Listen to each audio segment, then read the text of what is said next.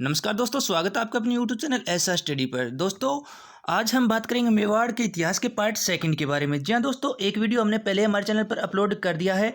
दोस्तों आज मेवाड़ के इतिहास के आगे का जो पार्ट है उसके बारे में हम जानकारी प्राप्त करेंगे। दोस्तों मेवाड़ का इतिहास है वो सभी परीक्षाओं की दृष्टि से अत्यंत ही महत्वपूर्ण है। दोस्तों सभी जानकारी हम विस्तार से प्राप्त करेंगे।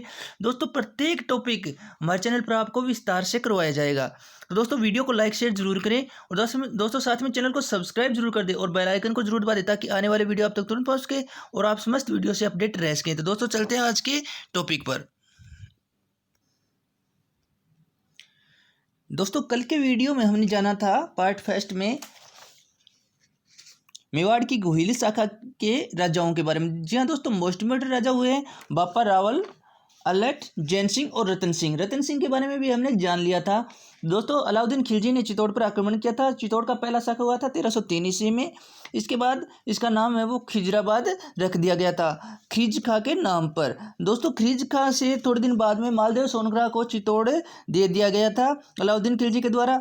दोस्तों अब आगे की बात करते हैं।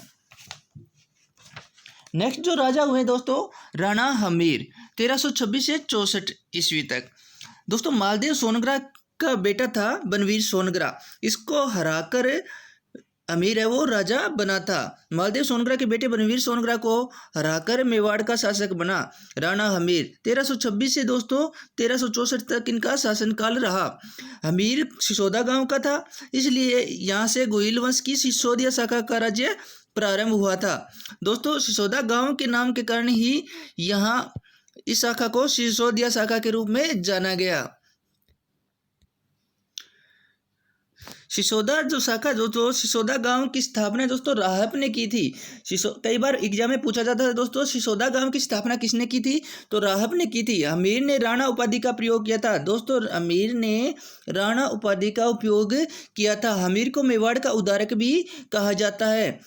कुंभलगढ़ प्रशस्ति में अमीर को विषम घाटी पंचानन कहा गया है। कुंभलगढ़ प्रशस्ति के अंदर अमीर को विषम घाटी पंचानन कहा गया है। दोस्तों कई बार एग्जाम में पूछा जाता है विषम घाटी पंचानन किसे कहा गया है, तो दोस्तों राणा हमीर को विषम घाटी पंचानन कहा गया है। किस प्रशस्ति में कहा गया है, कुंभलगढ़ प्रशस्ति के अंदर कहा गया है।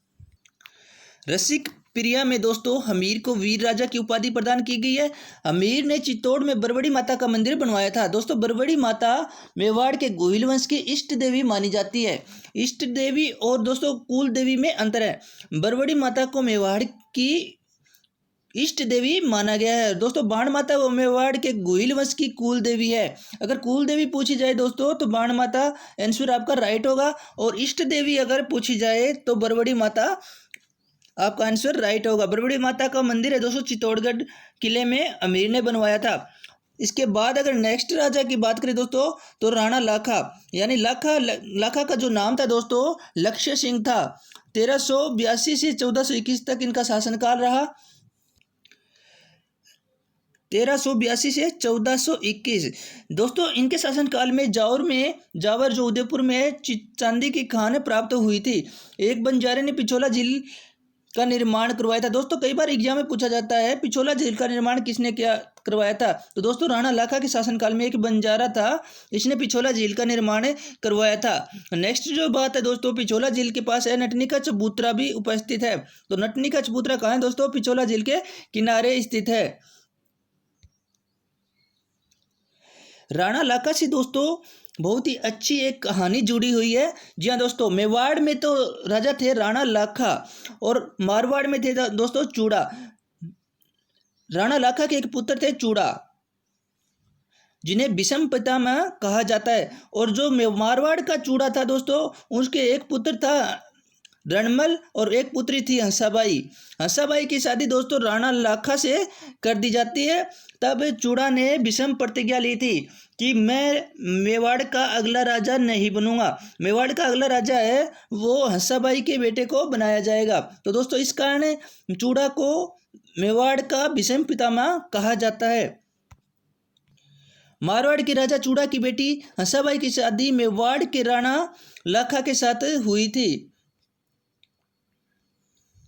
इस समय लाखा के बेटे चूड़ा ने प्रतिज्ञा की कि वह मेवाड़ का अगला राजा नहीं बनेगा। हंसाबाई के बेटे को मेवाड़ का अगला राजा बनाया जाएगा। चूड़ा को मेवाड़ का भीष्म पितामह कहा जाता है। दोस्तों मेवाड़ का भीष्म पितामह किसे कहा जाता है? मेवाड़ के चूड़ा को इस बलिदान के कारण कई विशेष अधिकार दिए गए थे। दोस्तों अब बात करेंगे चूड़ा को कौन कौन से विशेष अधिकार दिए गए थे। मेवाड़ के 16 प्रथम श्रेणी ठिकानों में से 4 ठिकाने वो चूड़ा को दे दिए गए। इसमें सलूम्बर उदयपुर भी शामिल था। सलूम्बर जो उदयपुर का ठिकाना था दोस्तों प्रथम श्रेणी का, वो चूड़ा को दे दिया गया। सलूम्बर का सामंत दोस्तों मेवाड़ का सेनापति होगा। ये विशेषाधिकार चूड़ा को दिया गया। सलूम्बर का सामंत मेवाड़ के राजा का राज तिलक करेगा। ये विशेषाधिकार दिया गया। राणा की अनुपस्थिति में सलूम्बर का सामंत राजधानी संभालेगा। मेवाड़ के सभी कागज पत्रों पर राणा के साथ सलूम्बर का सामंत भी हस्ताक्षर करेगा। दोस्तों मेवाड़ के इतिहास में सलूम्बर का विशेष महत्व है। तो दोस्तों सलूम्बर के बारे में जानना अत्यंत ही RS मैन के अंदर दोस्तों 50 वर्ड का क्वेश्चन है बनता है। मेवाड़ के प्रशासन में सलूम्बर का क्या महत्व है? तो दोस्तों सलूम्बर प्रथम श्रेणी का ठिकाना था। सलूम्बर का सामंत ही मेवाड़ का सेनापति होता था। सलूम्बर का सामंत ही मेवाड़ के राजा का राज तिलक करता था। और राजा की उपस्थिति में राजधानी एवं सलूम्बर का सामंत ही संभालेगा। मेवाड़ के सभी कागज पत्रों पर राजा के साथ साथ सलूम्बर के सामंत के भी हस्ताक्षर होते थे। तो सलूम्बर का अत्यंत ही विशेष महत्व था। अब नेक्स्ट राजा की अगर बात करें दोस्तों मोकल दोस्तों हंसाबाई और लाखा का पुत्र था। हंसाबाई और लाखा का पुत्र दोस्तों मोकल हुआ। मोकल को राजा बनाया गया और चूड़ा इसका संरक्षक बना। हंसाबाई के अविश्वास के कारण दोस्तों चूड़ा मालवा चला गया। हंसाबाई ने दोस्तों विश्वास नहीं किया और चूड़ा इसके अविश्वास के कारण मालवा चला गया। हंसाबाई का भाई था दोस्तों रणमल, मोकल का संरक्षक बना। मोकल का जो संरक्षक चूड़ा के बाद जो बना दोस्तों वो था रणमल। मोकल ने दोस्तों एकलिंग जी मंदिर की 4 दीवारी का निर्माण करवाया था। दोस्तों एकलिंग जी मंदिर का निर्माण किसने करवाया था?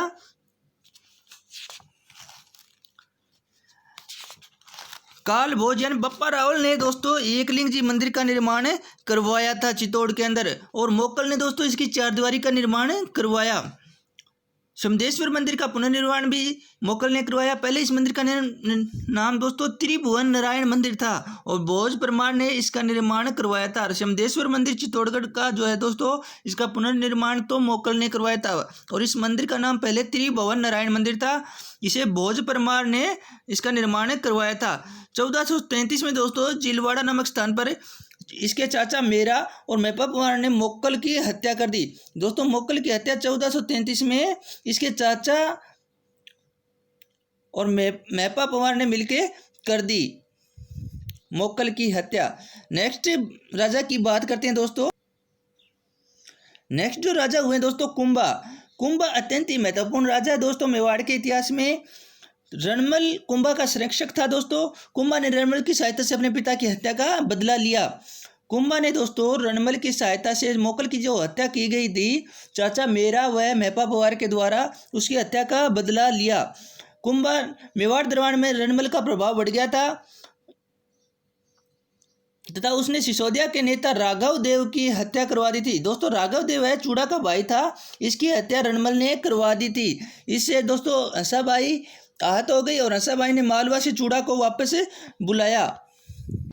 भारमली की सहायता से दोस्तों एक दासी थी भारमली की सहायता से दोस्तों रणमल को मार दिया गया। रणमल का बेटा था दोस्तों जोधा भाग गया। बीकानेर के पास काहुनी गांव में दोस्तों इसने शरण ली थी। जोधा जो जोधपुर के राजा हुए दोस्तों, ये रणमल के बेटे थे और ये वहां से भाग निकले और बीकानेर के काहुनी गांव में इन्होंने शरण ली थी। चूड़ा ने मंडोर पर अधिकार कर लिया। दोस्तों चूड़ा ने मंडोर पर अधिकार कर लिया। फिर दोस्तों हंसाबाई ने एक संधि करवाई थी कुंभा व जोधा के बीच, उसे आओल बाउल की संधि कहा जाता है। दोस्तों आओल बाउल की संधि है वो 1453 ईस्वी के अंदर हुई थी। हंसाबाई ने करवाई थी दोस्तों कुंभा व जोधा के बीच। इस संधि द्वारा मारवाड़ है दोस्तों जोधा को वापस दे दिया गया। सोजत पाली को मारवाड़ व मेवाड़ की सीमा बनाया गया। जोधा की बेटी थी दोस्तों श्रृंगार कंवर, इसकी शादी दोस्तों कुंभा के बेटे के साथ की गई। कुंभा का बेटा था दोस्तों रायमल। रायमल के साथ दोस्तों जोधा की बेटी श्रृंगार कंवर की शादी की गई। इसके बाद दोस्तों एक युद्ध होता है सारंगपुर का युद्ध 1437 ईस्वी में। कुंभा और महमूद खिलजी, मालवा का जो शासक था महमूद खिलजी, इनके बीच एक युद्ध हुआ दोस्तों, जिसे सारंगपुर का युद्ध कहा जाता है। सारंगपुर का युद्ध दोस्तों 1437 ईस्वी में हुआ था। इसका जो कारण था दोस्तों, महमूद खिलजी ने मोक्कल के हत्यारे यानी कुंभा के पिता के जो हत्यारे थे उन्हें शरण दी थी। इस कारण कुंभा ने महमूद खिलजी पर आक्रमण किया, जिसे सारंगपुर का युद्ध कहा जाता है। कुंभा जीत गया और जीत के बाद में दोस्तों चित्तौड़ में विजय स्तंभ का निर्माण करवाया था। मोस्ट इंपोर्टेंट क्वेश्चन है दोस्तों, चित्तौड़ में विजय स्तंभ का निर्माण किसने करवाया था? कुंभा ने करवाया था। किसकी याद में करवाया? सारंगपुर के युद्ध की विजय की उपलक्ष्य में दोस्तों विजय स्तंभ का निर्माण है वो करवाया गया था। इसके बाद दोस्तों महमूद खिलजी ने कुतुबुद्दीन शाह, गुजरात का जो शासक था कुतुबुद्दीन शाह, इसके साथ एक संधि की, जिसे चंपानेर की संधि कहा जाता है। दोस्तों चंपानेर की संधि कब हुई थी? 1456 के अंदर। चंपानेर की संधि दोस्तों 1456 के अंदर हुई थी और इसका उद्देश्य था कुंभा को हराना। 1457 में दोस्तों बदनौर का युद्ध हुआ। 1457 में दोस्तों बदनौर का युद्ध हुआ था, जिसमें कुंभा ने महमूद खिलजी व कुतुबुद्दीन शाह दोनों को हरा दिया। कुंभा ने दोस्तों सिरोही के सहायमल देवड़ा को भी हराया था।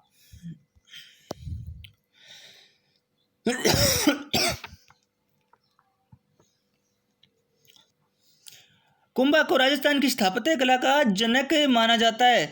विजय स्तंभ, दोस्तों विजय स्तंभ की बात करेंगे। विजय स्तंभ के दोस्तों अन्य नाम है कीर्ति स्तंभ, विष्णु ध्वज, गरुड़ ध्वज, मूर्तियों का अजायब घर, भारतीय मूर्ति कला का विश्वकोश। दोस्तों कई बार एग्जाम में इन नामों में से क्वेश्चन पूछा जाता है। भारतीय मूर्ति कला का विश्वकोश किसे कहा जाता है?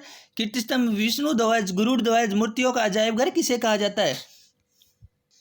विजय स्तंभ दोस्तों 9 मंजिला इमारत है। इसकी लंबाई दोस्तों 122 फीट है और चौड़ाई की अगर बात करें दोस्तों तो 30 फीट इसकी चौड़ाई है। वास्तुकार दोस्तों इसके जेता, पुंजा, पोमा और नापा, ये इसके वास्तुकार थे दोस्तों।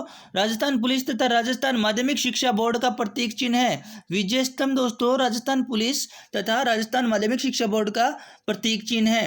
वीर सावरकर के संगठन अभिनव भारत का भी प्रतीक चिन्ह विजय स्तंभ था। विजय स्तंभ दोस्तों राजस्थान की पहली इमारत है जिस पर डाक टिकट जारी किया गया है। दोस्तों मोस्ट इंपोर्टेंट बात है, पहला डाक टिकट है दोस्तों राजस्थान की इमारत जो जिस पर डाक टिकट जारी किया गया है। तो दोस्तों विजय स्तंभ पहली इमारत है जिस पर डाक टिकट जारी किया गया है। जेम्स टोड ने दोस्तों विजय स्तंभ की तुलना है वो कुतुब मीनार से की है। विजय स्तंभ की तुलना दोस्तों कुतुब मीनार से किसने की थी? जेम्स टोड ने की थी। फर्ग्यूसन ने विजय स्तंभ की तुलना दोस्तों रोम के टार्जन टावर से की है। स्वरूप सिंह ने इसका पुनर्निर्माण करवाया। विजय स्तंभ की दोस्तों 8वीं मंजिल पर कोई मूर्ति नहीं है। दोस्तों 8वीं मंजिल इसकी जो है उस पर कोई मूर्ति नहीं है। तीसरी मंजिल में दोस्तों 9 बार अरबी भाषा में अल्लाह लिखा हुआ है। तो दोस्तों कई बार एग्जाम में पूछ लेते हैं विजय स्तंभ पर कितनी बार अल्लाह लिखा हुआ है? तो दोस्तों 9 बार लिखा है, तीसरी मंजिल पे लिखा गया है। अब कीर्ति स्तंभ प्रशस्ति के लेखक जो है दोस्तों अत्रि और महेश भट्ट हैं। किले की अगर इसकी बात की जाए दोस्तों कुंभा की, कविराज श्यामलदास जी की पुस्तक वीर विनोद के अनुसार कुंभा ने मेवाड़ के 84 किलो में से 32 किलो का निर्माण करवाया था। तो दोस्तों वीर विनोद के जो लेखक है श्यामलदास, इनके अनुसार दोस्तों मेवाड़ के जो 84 किले हैं उनमें से 32 किलो का निर्माण है दोस्तों कुंभा ने करवाया था। अब इसके किलों की बात करते हैं दोस्तों। कोमलगढ़ दुर्ग है, राजसमंद के अंदर है। इसका वास्तुकार मंडन था दोस्तों। इस किले को मेवाड़ मारवाड़ की सीमा का प्रहरी कहा जाता है। मेवाड़ और मारवाड़ की सीमा का प्रहरी दोस्तों कोमलगढ़ किले को कहा जाता है। इसकी सबसे ऊंचा महल है जो दोस्तों कटारगढ़ है, जो कुंभा का निजी निवास था। इसे मेवाड़ की आंख कहा जाता है। दोस्तों मेवाड़ की आंख किसे कहा जाता है? कटारगढ़ को कहा जाता है।